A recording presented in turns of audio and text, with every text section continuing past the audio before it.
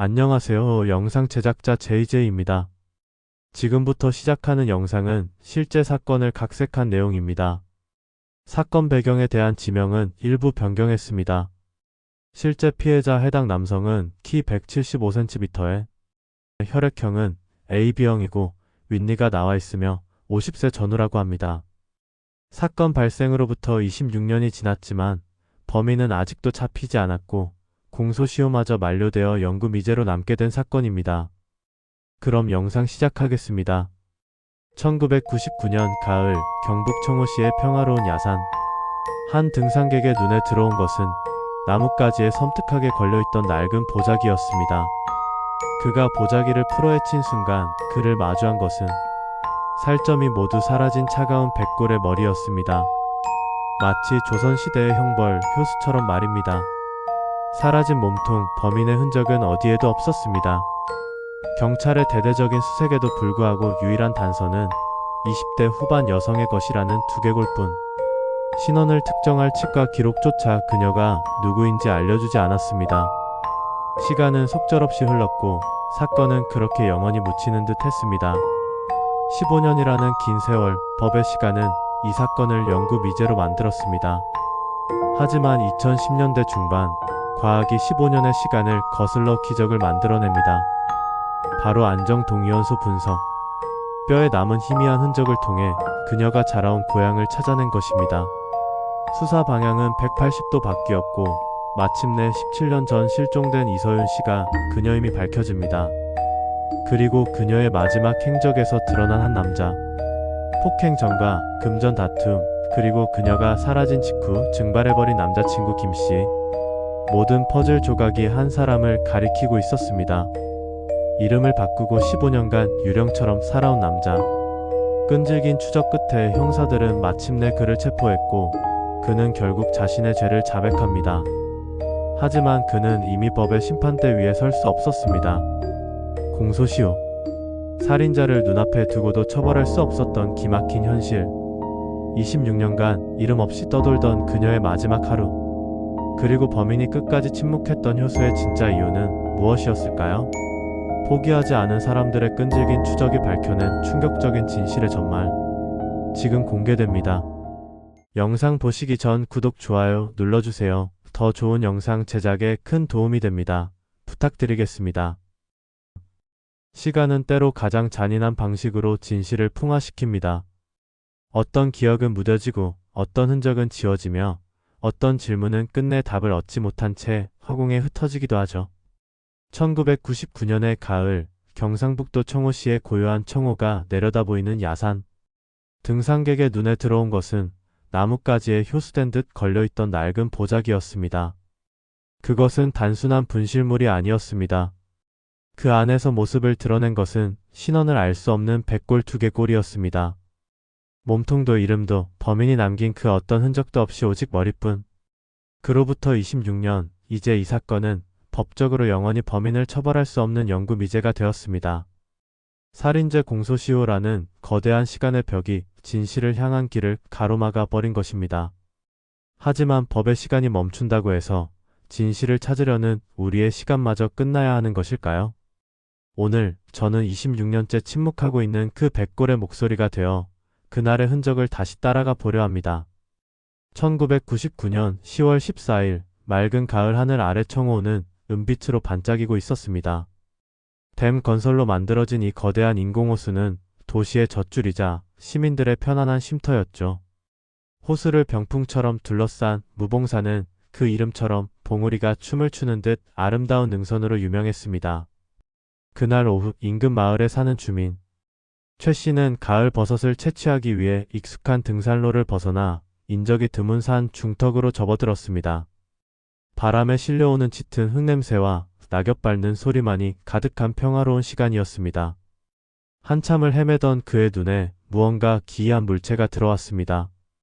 등산로에서 수십 미터 떨어진 비탈길 허리. 높이쯤 되는 소나무 가지에 낡은 천보자기가 단단히 묶인 채 대롱대롱 걸려 있었습니다. 누가 이런 곳에 쓰레기를 버리고 갔나? 처음에는 대수롭지 않게 여겼지만 가까이 다가갈수록 불길한 예감이 엄습했습니다. 보자기는 오랜 비바람에 색이 발에 누런빛을 띠고 있었지만 나뭇가지를 휘감은 매듭만은 누군가의 강한 의지가 담긴 듯 풀리지 않게 단단히 조여져 있었습니다. 마치 무언가를 봉인이라도 하려는 듯이 말입니다. 찝찝한 마음을 떨칠 수 없었던 최 씨는 조심스럽게 나무에 다가가 꽁꽁 묶인 줄을 풀어내기 시작했습니다. 꽤나 묵직한 무게감. 마침내 매듭이 풀리고 꾸러미가 땅으로 툭 떨어졌습니다. 그는 겹겹이 쌓인 보자기를 조심스럽게 풀어헤쳤습니다. 안에서는 검은색 비닐봉지가 모습을 드러냈고 다시 그 비닐을 찢는 순간 그는 숨을 헙 들이켰습니다. 비닐 속에서 굴러나온 것은 흙과 나뭇잎이 뒤엉킨 차갑고 하얀 백골이었습니다. 평화롭던 가을사는 순식간에 끔찍한 사건 현장으로 돌변했습니다.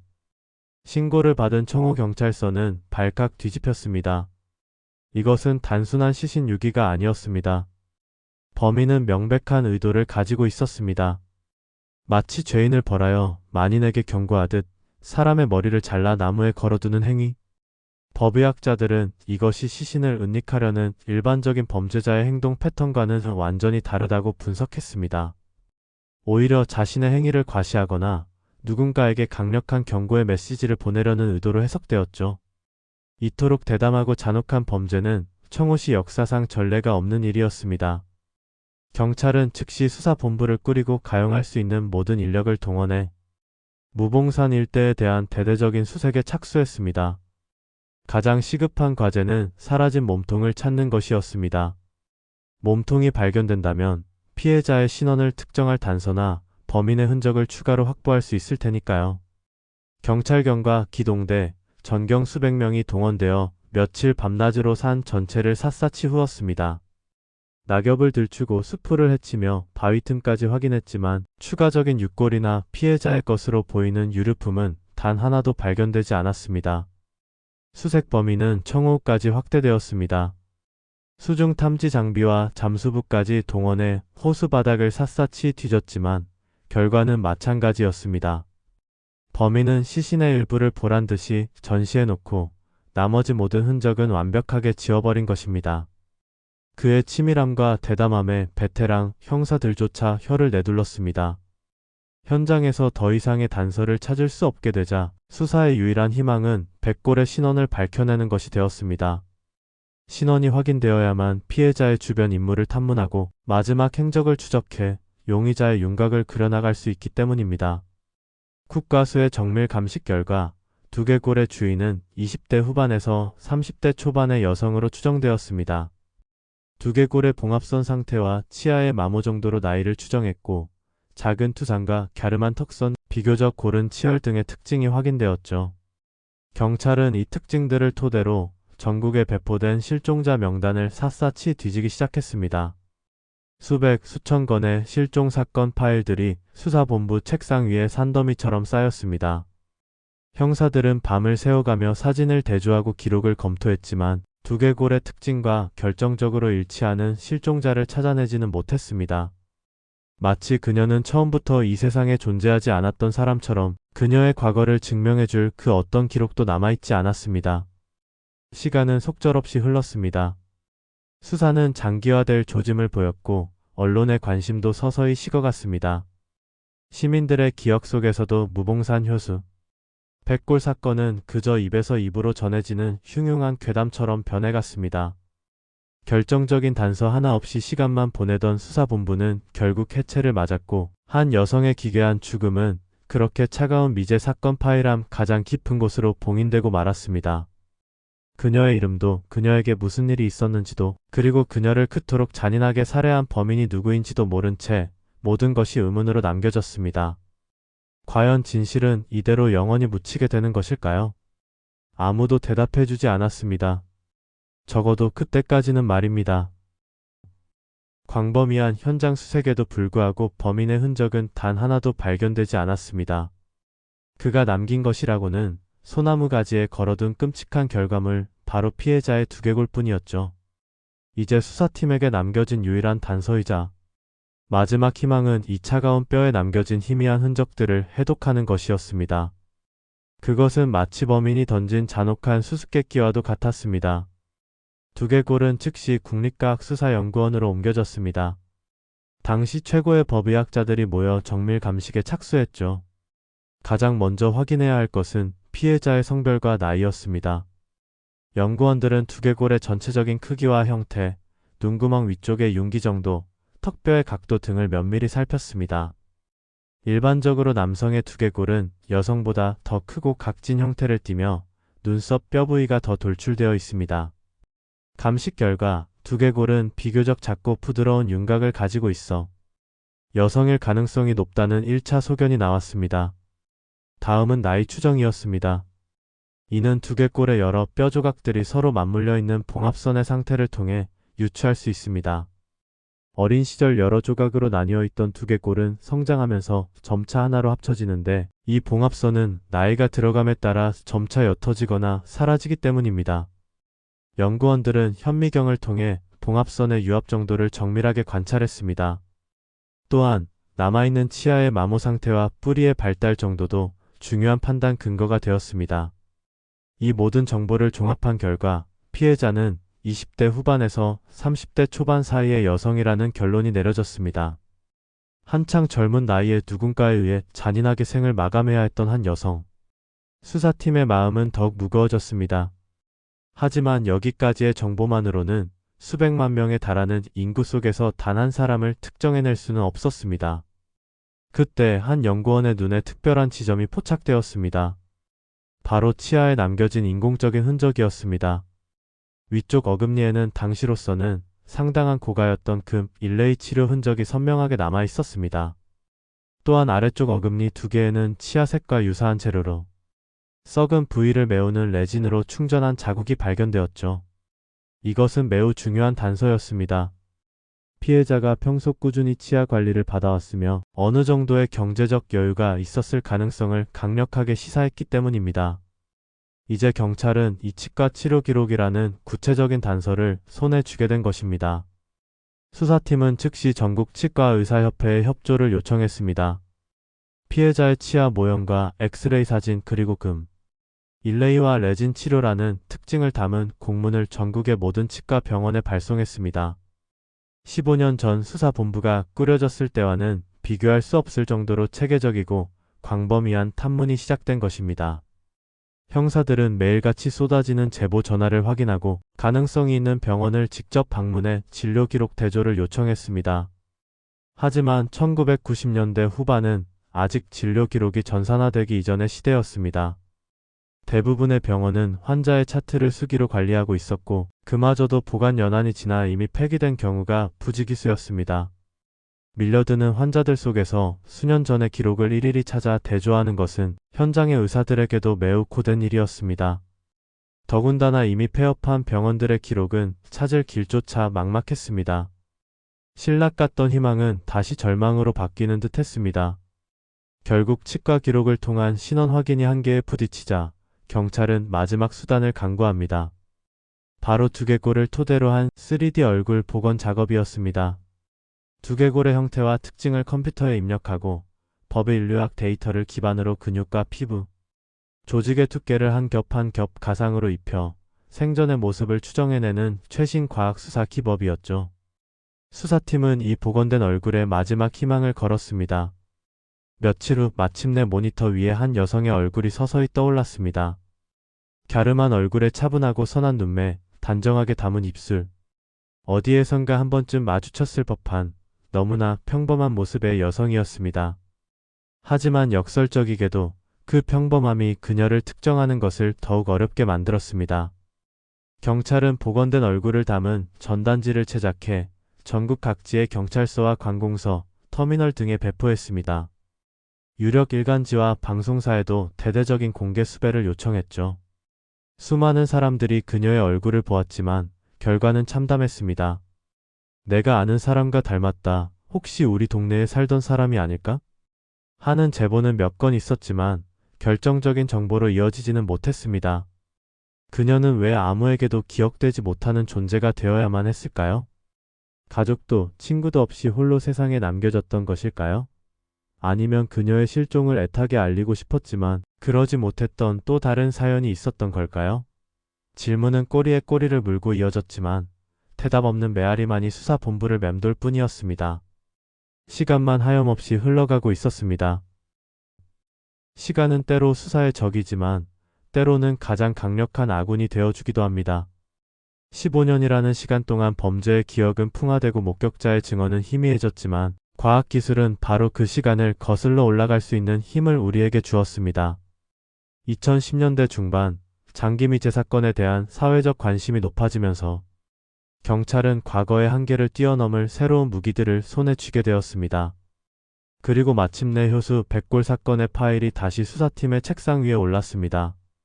수사팀이 꺼내든 비장의 카드는 바로 과거에는 상상조차 할 수 없었던 최첨단 분석 기법들이었습니다. 가장 먼저 시도된 것은 안정동위원소 분석이었습니다. 조금은 생소하게 들릴 수 있는 이 기법은 말 그대로 우리 몸을 구성하는 원소들의 안정적인 동위원소 비율을 추적하는 방식입니다.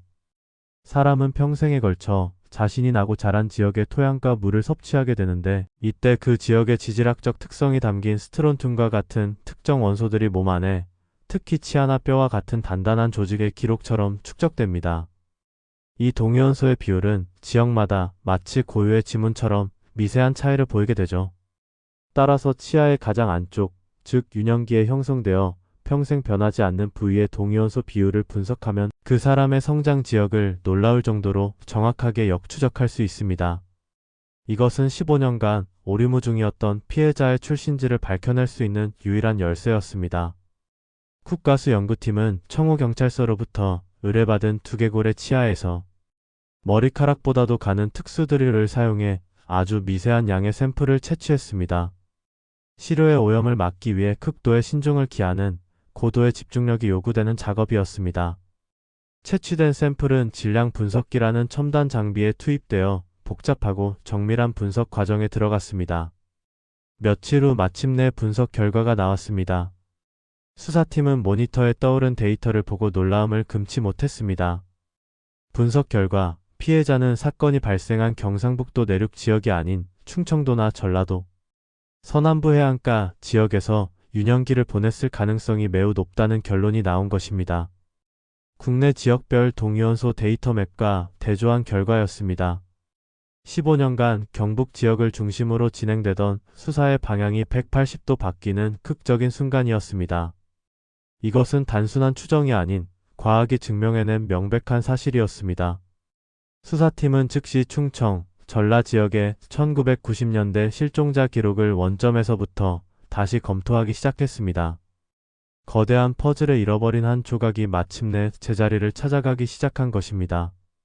과학은 15년의 시간을 뛰어넘어 우리가 나아가야 할 새로운 길을 비추고 있었습니다. 이 새로운 가능성은 수사팀의 희망의 불씨를 지폈습니다. 막막하기만 했던 수사에 드디어 한 줄기 빛이 보이기 시작한 것입니다. 과학은 피해자가 어디에서 왔는지 알려주었습니다. 이제 수사의 초점은 그녀가 누구였는지 그리고 그녀의 마지막은 누구와 함께였는지를 밝히는 것으로 옮겨갔습니다.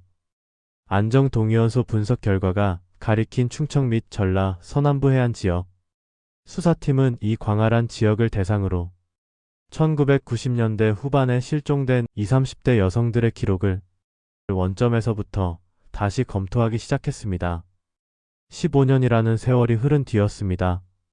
대부분의 자료는 이미 낡고 빛바랜 종이 서류 형태로 남아 있었고 담당 형사들은 이미 퇴직했거나 다른 곳으로 자리를 옮긴 뒤였습니다. 그것은 마치 사막에서 특정 모래알 하나를 찾는 것과 같은 막막하고 고된 작업의 시작이었습니다. 형사들은 팀을 나누어 전라북도와 충청남도 일대의 경찰서를 직접 방문했습니다. 먼지 쌓인 서류 보관 창고에서 그들은 1998년 전후의 실종 신고 서류들을 하나하나 꺼내 들었습니다. 희미하게 바랜 잉크, 세월의 흔적이 고스란히 묻어나는 사진들. 그 속에는 저마다의 애타는 사연을 간직한 수많은 얼굴들이 있었습니다. 형사들은 복원된 피해자의 3D 이미지와 사진을 일일이 대조하고 치과 치료 기록이라는 유일한 단서를 신락 같은 희망처럼 붙들고 기록을 검토해 나갔습니다.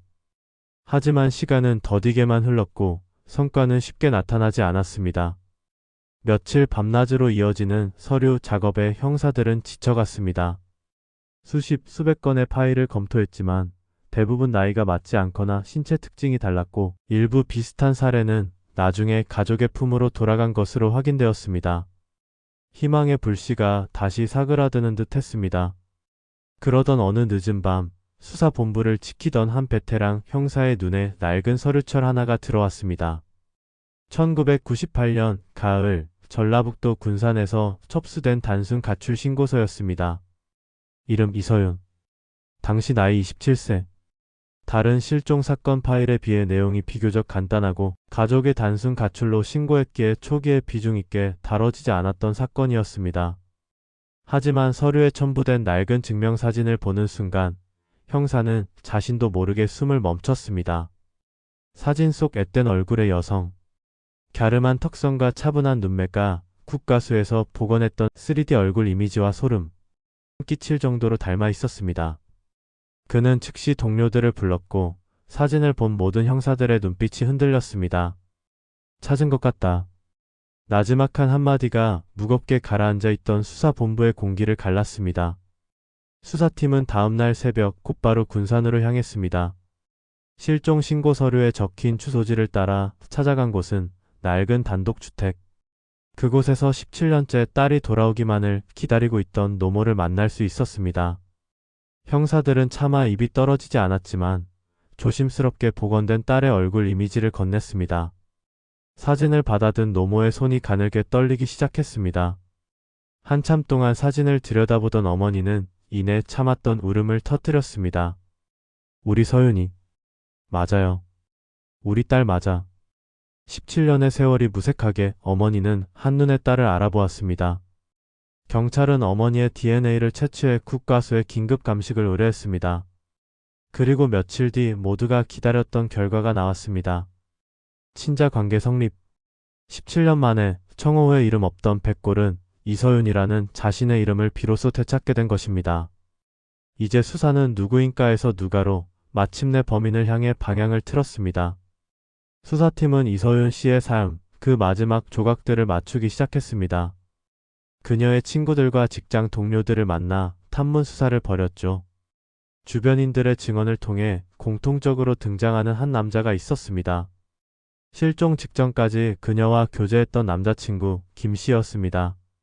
하지만 그에 대한 평판은 좋지 않았습니다.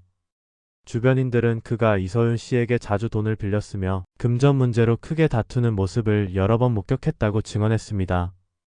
심지어 폭력적인 성향을 보였다는 이야기도 나왔습니다. 수사팀의 직감이 날카롭게 번뜩였습니다. 형사들은 김 씨의 행방을 추적하기 시작했습니다.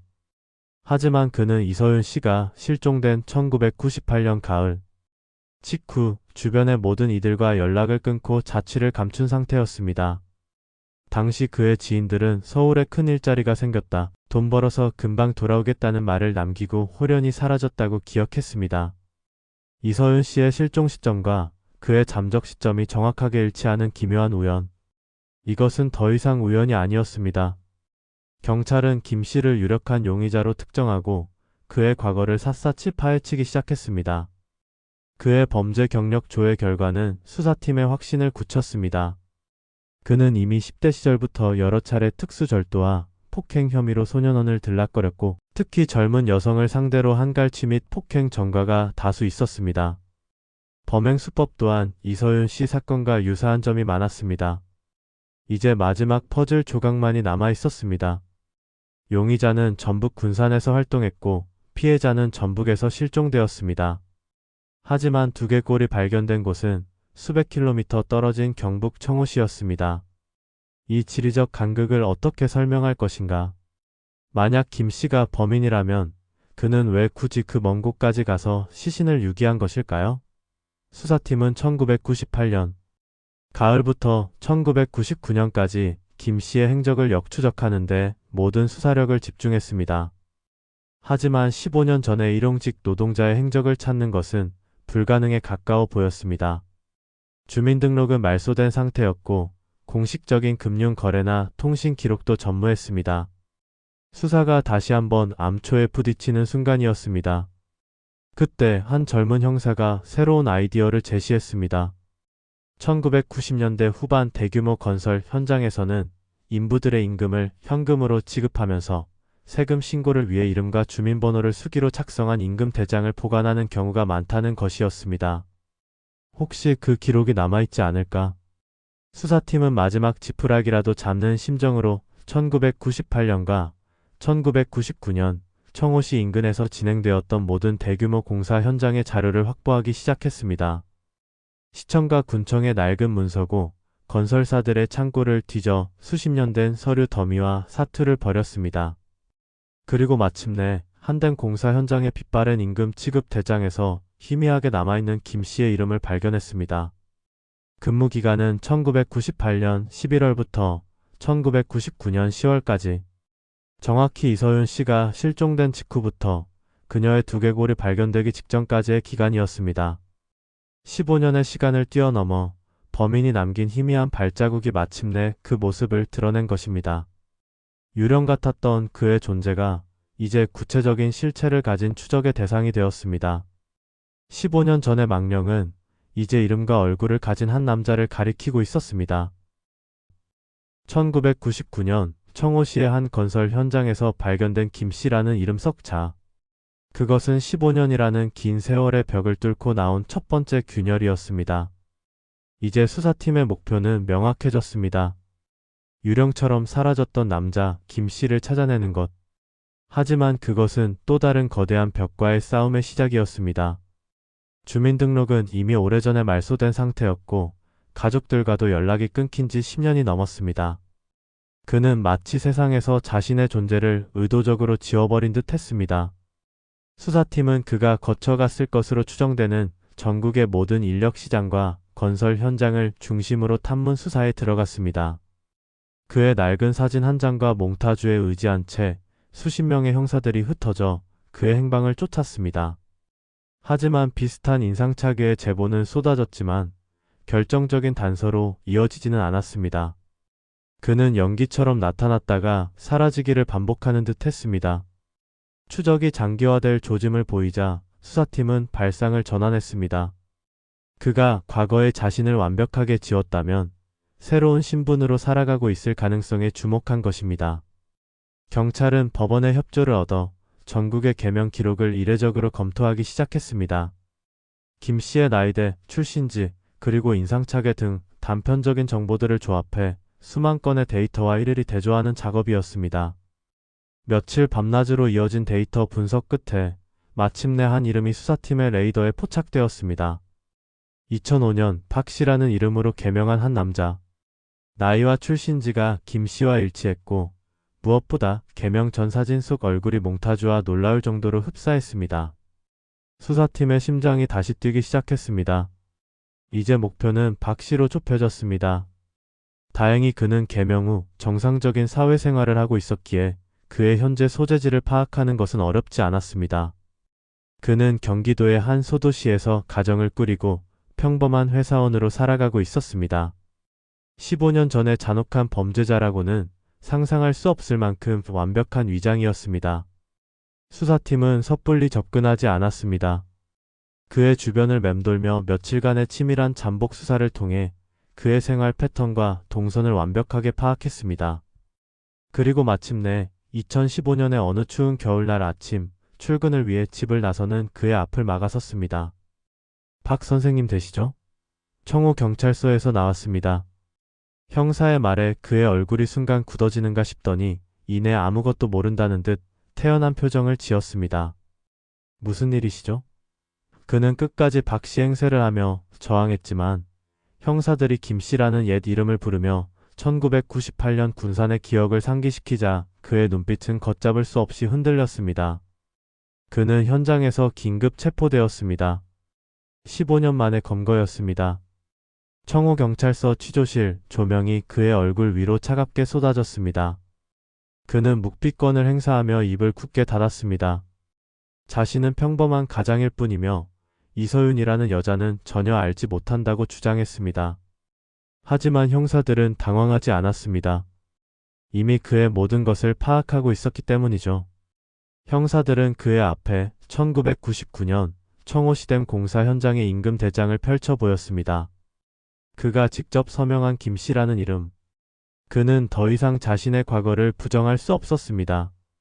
이어서 형사들은 낡은 가방의 사진을 내려놓았습니다. 이 가방 기억나십니까? 그의 동공이 가늘게 떨렸습니다. 그는 고개를 저었지만 그의 심박수는 거짓말을 하지 못했습니다. 수사팀은 마지막 카드를 꺼냈습니다. 바로 15년 전 버스 안의 유일한 목격자 윤성호 씨와의 대질 신문이었습니다. 특수유리 너머로 그를 마주한 윤 씨는 한치의 망설임도 없이 그를 지목했습니다. 맞습니다. 저 사람이었어요. 저 남자가 그 여자분에게 계속 말을 걸면서 내리라고 재촉했습니다. 분명히 기억합니다. 15년의 세월도 지우지 못한 그날의 선명한 기억 앞에서 김 씨의 방어벽은 마침내 무너지기 시작했습니다. 며칠 밤낮으로 이어진 신문. 그의 거짓말과 진술의 모순점을 집요하게 파고드는 형사들의 추궁 속에서 그는 극심한 심리적 압박을 느끼기 시작했습니다. 그는 결국 금전 문제로 이서윤 씨와 다투다 우발적으로 그녀의 목을 졸라 살해했다고 자백했습니다. 그녀의 가방에 들어있던 현금을 빼앗은 뒤 범행을 은폐하기 위해 시신을 훼손하기로 마음먹었다는 것입니다.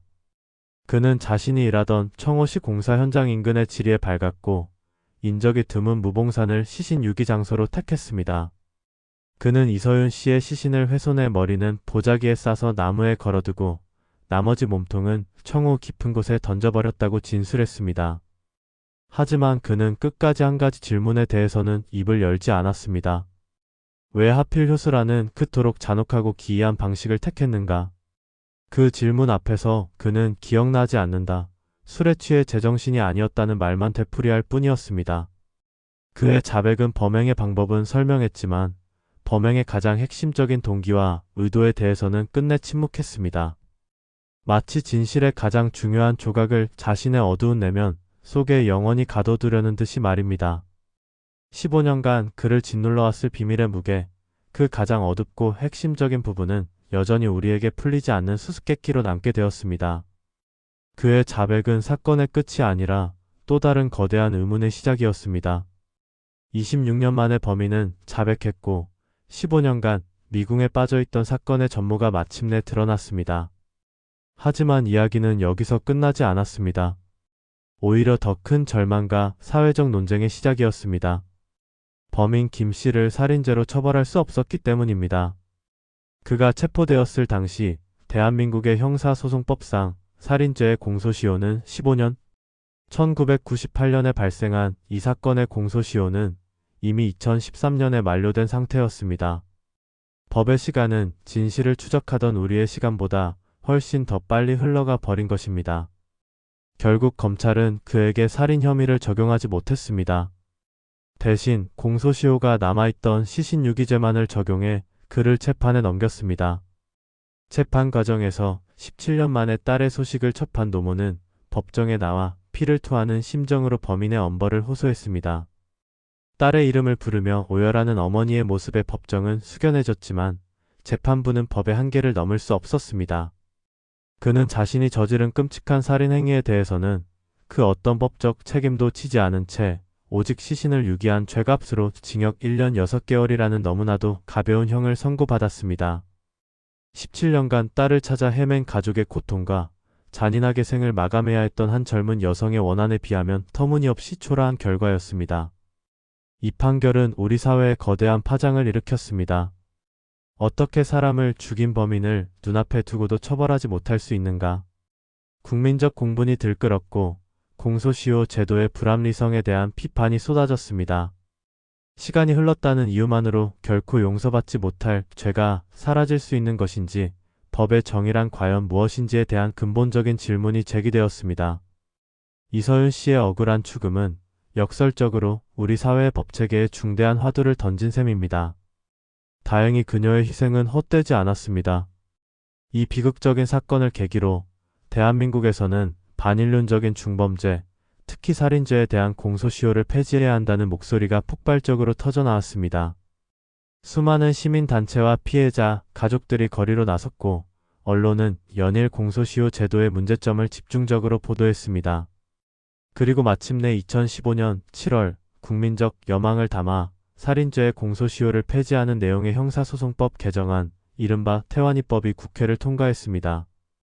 이서윤 씨의 사건처럼 공소시효가 이미 만료된 사건에 소급 적용되지는 못했지만 적어도 미래에 발생할 또 다른 비극을 막을 수 있는 중요한 법적 토대가 마련된 것입니다. 늦었지만 그녀의 억울한 죽음이 남긴 작은 씨앗이 우리 사회를 한 걸음 더 나아가게 한 것입니다. 하지만 여전히 하나의 질문은 우리 곁에 남아 있습니다. 범인 김 씨는 대체 왜 그녀의 머리를 효수해야만 했을까? 그의 자백 속에는 금전 다툼 끝에 우발적 살인과 시신 유기만이 존재할 뿐 그 잔혹하고 기이한 행위에 대한 설명은 끝내 없었습니다. 전문가들은 범인이 피해자에 대한 극도의 원한이나 지배욕을 표출했거나 혹은 수사에 혼선을 주기 위해 의도적으로 엽기적인 행각을 벌였을 가능성 등을 제기합니다. 하지만 그 모든 것은 추측일 뿐입니다. 진실은 오직 범인의 어두운 내면 속에 그의 침묵과 함께 영원히 봉인되었습니다. 법의 심판은 끝났지만 진실을 향한 우리의 추적은 끝나지 않았습니다. 이서윤 씨의 가족들은 여전히 청우를 바라보며 딸의 잃어버린 몸을 찾아 헤매고 있습니다. 그녀의 온전한 넛을 기리고 싶다는 마지막 소망 때문입니다. 이 사건은 우리에게 보여주었습니다. 아무리 오랜 시간이 흘러도 과학의 발전과 포기하지 않는 의지만 있다면 미궁에 빠진 진실에 다가설 수 있다는 희망을 말입니다. 그리고 동시에 법과 제도의 미비가 얼마나 큰 상처를 남길 수 있는지도 똑똑히 보여주었습니다. 26년 전 가을, 청호의 바람 속에 흩어졌을 그녀의 마지막 목소리를 기억하는 것, 그리고 다시는 이런 비극이 반복되지 않도록 우리 사회의 시스템을 끊임없이 점검하고 보완해 나가는 것. 그것이 오늘을 살아가는 우리에게 남겨진 가장 중요한 과제일 것입니다. 마지막으로 본 영상의 실제 사건 개요입니다. 1999년 10월 14일 경상북도 영천시 자양면 영천호 인근 야산에서 등산객이 나무에 걸려있던 보자기를 발견하고 줄을 풀어서 보자기를 열었는데 가방엔 효수처럼 백골의 머리가 발견되었다. 사건 발생으로부터 26년이 지났지만 범인은 아직도 잡히지 않았고 공소시효마저 만료되어 영구 미제로 남게 된 사건입니다.